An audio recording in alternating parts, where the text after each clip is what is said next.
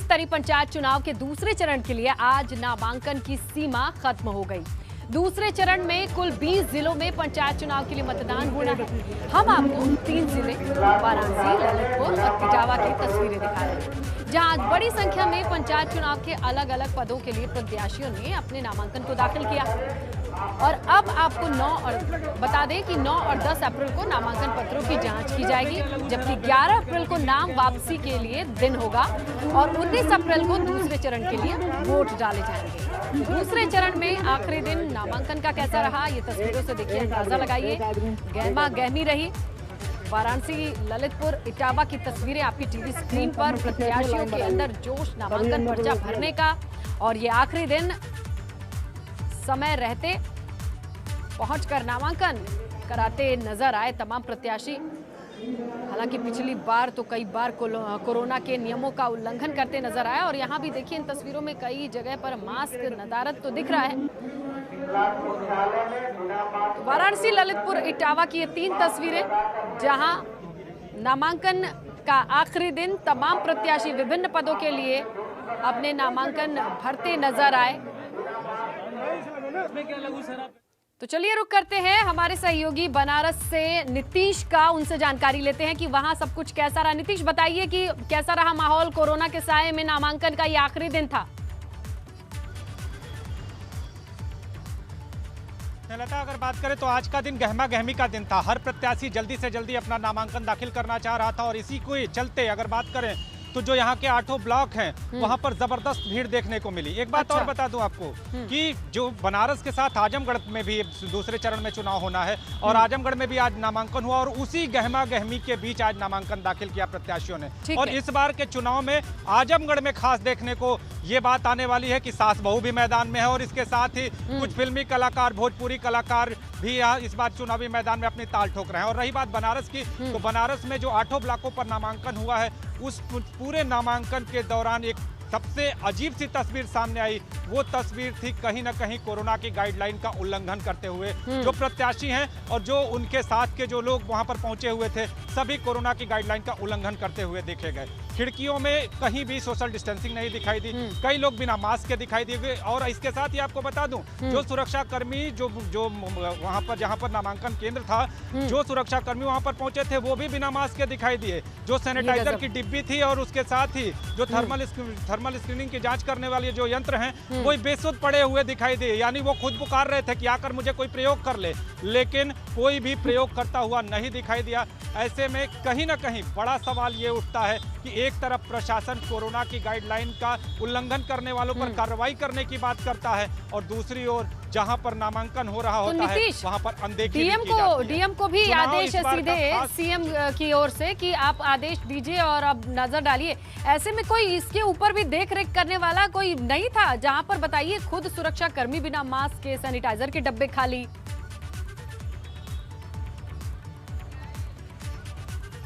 बता दें कि जो केंद्र थे, जो जहां पर नामांकन केंद्र बने हुए थे, वहां पर अधिकारी नियुक्त थे, लेकिन जब पुलिस वाले ही बिना मास्क के खड़े हों तो उनकी देखरेख कौन करेगा, ये अपने आप में बड़ा सवाल है स्नेहलता। और वो किसको कहेंगे, और कौन मानेगा उनकी कि मास्क लगा लीजिए जब आप खुद नहीं लगाते हैं।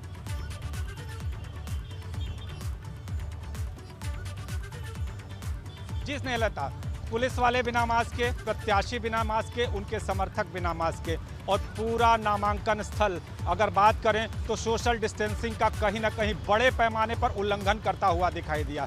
हर कोई खिड़कियों पर एक दूसरे के बीच चढ़ा जा रहा था, और जब हम पहुंचे उनके पास और उनसे बात की, उनको बताया कि आप सोशल डिस्टेंसिंग का उल्लंघन कर रहे हैं, तो किसी ने मुंह पर अपने गमछा चढ़ा लिया, किसी ने मास्क लगा लिया। और इसके साथ ही जब हम पहुंचे तो सोशल डिस्टेंसिंग प्रभावित थी। लोग कहे हम तो लाइन में खड़े हैं, हम तो कतार में खड़े और हमारी डिस्टेंसिंग पर एकदम बराबर है। ऐसे में लोगों को भी जागरूक होना होगा। शायद ये जागरूकता ही आम तौर पर कोरोना को हराएगी, लेकिन लोग भी मानने को तैयार नहीं है। और जब पुलिस महकमा, जो प्रशासनिक महकमा है, जिस पर जिम्मेदारी है, अगर वही बेहाल करेगा व्यवस्था को, तो कौन व्यवस्था को बहाल करेगा, ये बड़ा सवाल है। और इसके साथ ही आपको बता दूं, ये व्यवस्था सिर्फ एक ब्लॉक पे नहीं दिखाई दी, ये अव्यवस्था जो है कई ब्लॉकों पर, अगर बात करें 8 ब्लॉक पर, तो इस तरह की व्यवस्था हर ब्लॉक पर दिखाई देने लगा।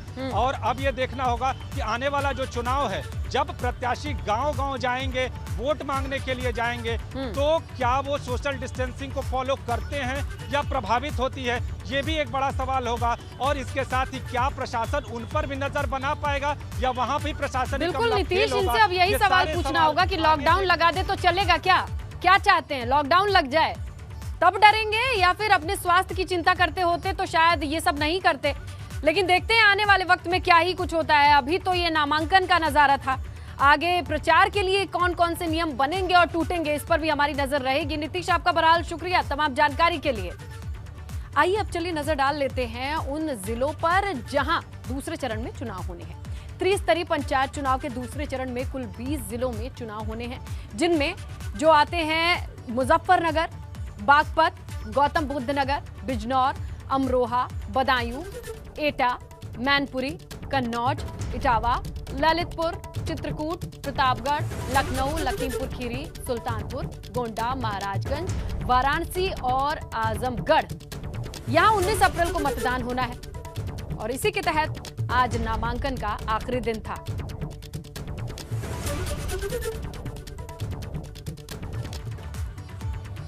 तो पंचायत चुनाव के दूसरे चरण में राजधानी लखनऊ में भी चुनाव होना है। राजधानी लखनऊ में कुल 8 ब्लॉक है, जिनमें से एक ब्लॉक बख्शी का तालाब है, जहां कुल 94 ग्राम प्रधान पदों पर चुनाव होने हैं, जबकि ग्राम पंचायत सदस्यों के लिए 1100 पद हैं। क्षेत्र पंचायत सदस्य पद के लिए 104 पद हैं।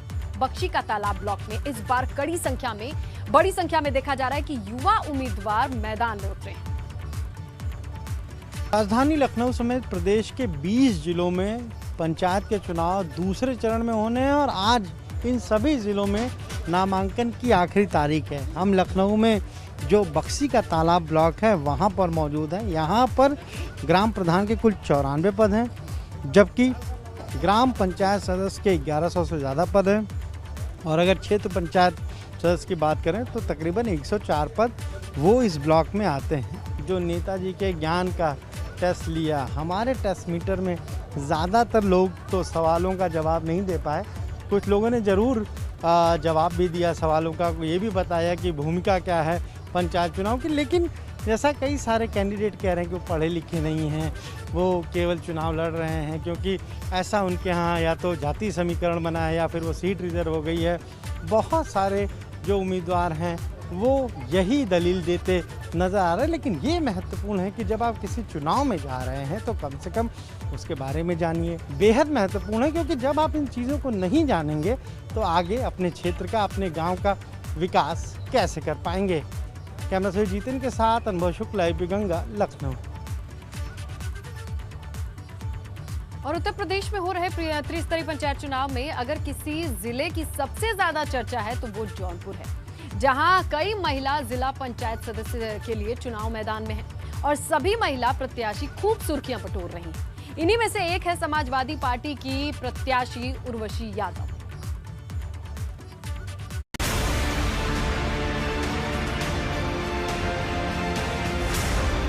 अपने समर्थकों और कार्यकर्ताओं के साथ चुनाव प्रचार में जुटी ये हैं जौनपुर से जिला पंचायत सदस्य पद की उम्मीदवार उर्वशी सिंह यादव। त्रिस्तरीय पंचायत चुनावों में जौनपुर में एक या दो नहीं बल्कि कई महिला उम्मीदवार इन दिनों खूब सुर्खियों में। इन्हीं में से एक हैं उर्वशी सिंह यादव, जो यूपी के पूर्व कैबिनेट मंत्री रहे पारसनाथ यादव की बहू हैं, जो अब जिला पंचायत सदस्य के चुनाव के जरिए अपने परिवार की सियासी विरासत को आगे बढ़ाने की तैयारी में है। देश में क्या चल रहा है ये इससे परिचय करवाना बहुत ज़रूरी है, तो इसलिए जिला पंचायत सदस्य एक ऐसा चुनाव है जिसमें मैं ग्रास रूट लेवल से लोगों से जुड़ सकती हूँ। और स्वर्गीय श्री बाबूजी ने भी इसी बरसठी की भूमि से ही अपने राजनीतिक करियर की शुरुआत करी थी, तो मेरा भी इंटेंशन यही है कि मैं कुछ जिस तरह वो इतने बड़े मुकाम पे पहुँचे थे, मैं भी कुछ ऐसा कर पाऊँ कि लोगों के जीवन में बदलाव लाऊँ। उर्वशी यादव इसलिए भी चर्चा में है क्योंकि वो IIM से MBA कर चुकी हैं और लंदन से हायर एजुकेशन हासिल कर चुकी हैं। मैंने अपनी एजुकेशन MIT यूनिवर्सिटी से BTech करी, उसके बाद मैंने लंदन में मार्केटिंग मैनेजमेंट की पढ़ाई करी, फिर मैंने वहाँ 2-3 साल जॉब भी करी पर पारिवारिक स्नेह के कारण मैं वापस इंडिया आई। मेरे पापा कैंसर से ग्रसित थे और फिर इंडिया आके मैंने सिविल सर्विसेज की तैयारी करी। सिविल सर्विसेज की तैयारी के दौरान ही मेरा एडमिशन IIM बैंगलोर में हो गया था। फिर तो मैं वो मैनेजमेंट की डिग्री लेने IIM बैंगलोर चली गई। उर्वशी यादव की शादी 2 बार सांसद और 6 बार विधायक रहे समाजवादी पार्टी के नेता पारसनाथ यादव के छोटे बेटे वेद प्रकाश यादव से हुई और उनके जेठ लकी यादव भी जौनपुर से सपा विधायक हैं। इसलिए चुनाव प्रचार करने के लिए पूरा परिवार उर्वशी की मदद कर रहा है। यही वजह है कि लंदन से पढ़ाई कर चुकी उर्वशी यादव बिल्कुल किसी फुल टाइम नेता की तरह इन दोनों घूम घूम कर जनता से विजय श्री का आशीर्वाद मांग रही हैं। जौनपुर से ABP गंगा के लिए जावेद अहमद की रिपोर्ट। त्रिस्तरीय पंचायत चुनाव में बड़ी संख्या में लोग बढ़ चढ़कर हिस्सा ले रहे हैं। कैसे? इस दावे के साथ साथ जीत के बाद कि वो अपने गांव की, अपने क्षेत्र की तस्वीर बदल कर रख देंगे। लेकिन खुद इन प्रत्याशियों के ज्ञान का क्या स्तर है? ABP गंगा संवाददाता नीतीश पांडे ने जब ये जानने की कोशिश की तो वाराणसी में नामांकन दाखिल करने पहुंचे प्रत्याशियों से क्या-क्या जवाब उनको सुनने को मिले, आप भी देखिए, सुनिए और समझिए। देश का प्रधानमंत्री कौन है और नाम क्या है उनका? देश के प्रधानमंत्री हैं श्री नरेंद्र मोदी जी। मुख्यमंत्री कौन है प्रदेश में? योगी आदित्यनाथ जी। उप मुख्यमंत्री कितने हैं और कौन है? केशव प्रसाद मौर्य जी। राष्ट्रपति का क्या नाम है? का नाम करो कोबी राब कोबी राम गोविंद नाम, रामनाथ कोविंद नाम है। पंचायती राज मंत्री कौन है? अब ये समय क्या हो, अब इतना जानकारी नहीं। जानकारी नहीं, जानकारी होनी चाहिए। हाँ होनी तो चाहिए। जी उम्मीद है आगे जानकारी लेंगे। बिल्कुल लेंगे। नाम जानेंगे आपका? अनीता देव। अनीता जी, किस पद के लिए आप नामांकन दाखिल करने हैं? प्रधान। प्रधानी के लिए। देश के प्रधानमंत्री का क्या नाम?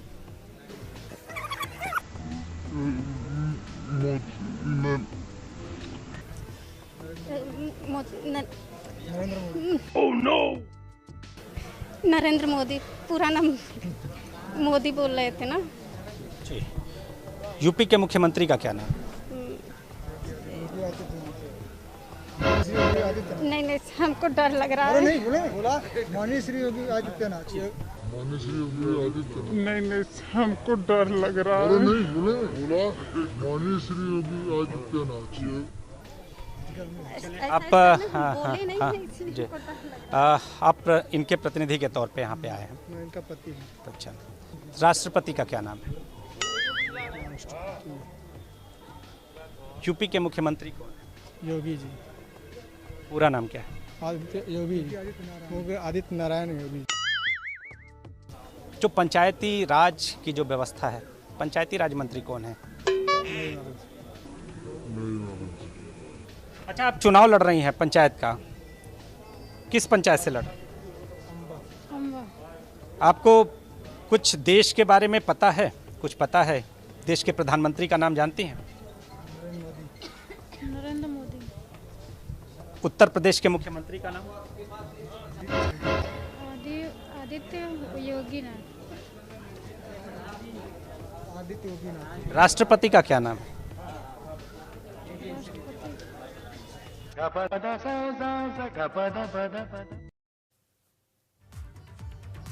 वोट आप ही को करना है, ध्यान से देखना है। और पंचायत चुनाव के दूसरे चरण में यूपी के जिन जिलों में मतदान होना है उनमें पूर्वांचल का केंद्र कहे जाने वाले वाराणसी का नाम भी आता है, जहां के चिरैया ब्लॉक के नारायणपुर में गांव में जब ABP गंगा की टीम पहुंची और जाना विकास का क्या हालचाल है, पंचायत चुनाव को लेकर जनता का मूड कैसा है, देखिए वाराणसी के नारायणपुर गांव से ABP गंगा संवाददाता नीतीश पांडे की यह खास रिपोर्ट।